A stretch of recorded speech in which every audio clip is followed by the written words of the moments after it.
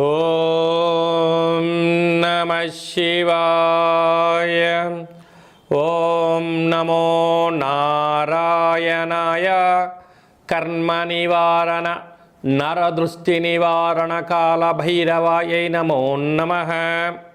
ఓం దిగంబరాయ విద్మహే అశ్వవాహనాయ ధీమహి తన్నో కాల భైరవ ప్రచోదయాతు. హరి ఓం.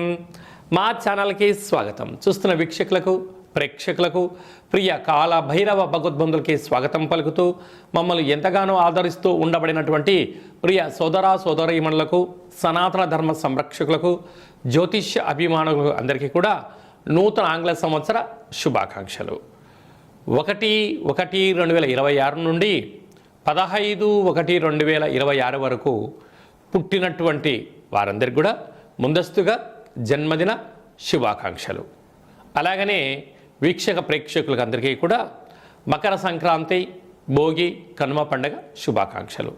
ద్వాదశ రాశుల్లోనే గ్రహ గమనాల్ని ఒకసారి వీక్షింపచేద్దాం.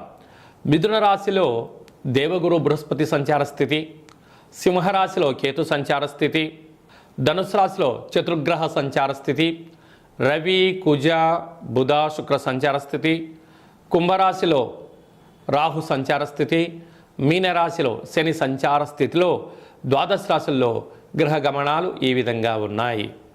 సింహరాశి వారికి ఆంగ్ల సంవత్సర ప్రారంభకాల సమయంలో ఒకవైపు అష్టమ శని సంచార స్థితి, పంచమ స్థానంలో చతుర్గ్రహ సంచార స్థితి, రాశిలోని కేతు సంచార స్థితి ఉన్నప్పుడు దోషాన్ని తొలగించుకొని ఐశ్వర్యాన్ని ఎలా పొందాలో ఈ వీడియోలో సవివరంగా సంపూర్ణంగా తెలుసుకుందాం.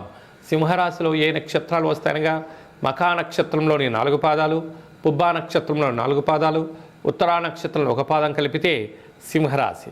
రాశాధిపతి రవి భగవానుడు.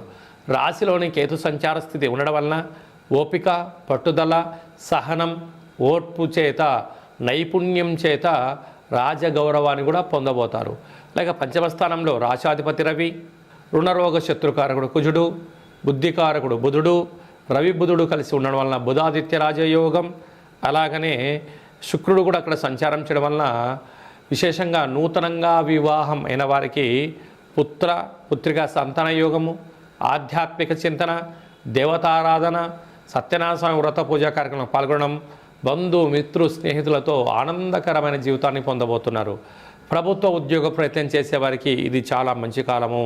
ప్రభుత్వ ఉద్యోగంలో ఉండబడిన ప్రమోషన్స్ రావడము, ప్రైవేట్ సెక్టార్లో ఉండబడిన వారికి గృహ మార్పు, స్థల మార్పుతో ఆనందకరమైన జీవితాన్ని పొందబోతున్నారు.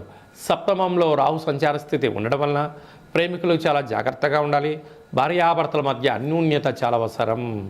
అష్టమ శని సంచార స్థితి ఉన్నప్పుడు తప్పక పూర్ణిమ తిథి యందున నదీ ప్రయాణాలు, జల ప్రయాణాలు, వాయుధ వేసుకోవడం ఉత్తమోత్తమం. యంత్రాలతో, ఆయుధాలతో చాలా జాగ్రత్తగా ఉండాలి. బ్యాంకు లావాదేవీలలో అనేక రకాల ఇబ్బందులు ఉన్నాయి. అనగా మితిమీరిన వేగం పనికిరాదు. పోలీస్ స్టేషన్లు, కోర్టు సమస్యలు పొంచి ఉన్నాయి.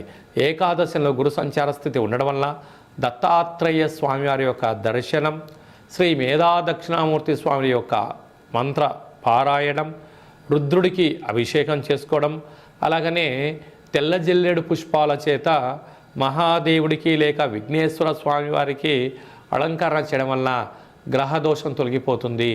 సాఫ్ట్వేర్ ఉద్యోగస్తులు, హార్డ్వేర్ ఉద్యోగస్తులు, ప్రభుత్వ ఉద్యోగాల్లో ఉండబడిన వారు, ఎక్స్పోర్ట్స్ బిజినెస్ చేసేటువంటి వారు, అలాగనే సంపూర్ణ సాంకేతిక నైపుణ్యంతో కూడుకున్న వారు ఎంతో జాగ్రత్తగా ఉండాలని చెప్పి జ్యోతిర్విజ్ఞానం తెలియచేస్తుంది.